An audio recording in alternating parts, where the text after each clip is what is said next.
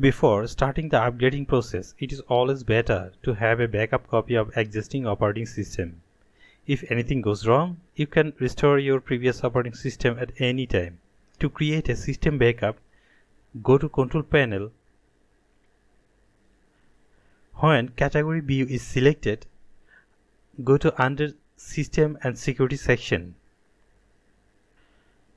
You'll find Backup Your Computer option. Click on it. From the left pane, click on Create a System Image. Windows will look for an additional free disk drive or partition.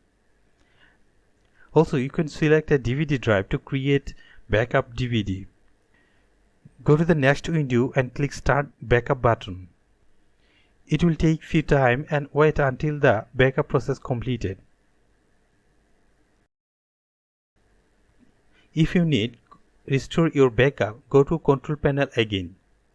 In the search box, type Recover. Under Recovery, open Restore Your Computer or Reinstall Windows option. Now open Advanced Recovery Methods. Finally, select Use a system image you created earlier to recover your computer. It will recover the system from the backup that you created earlier.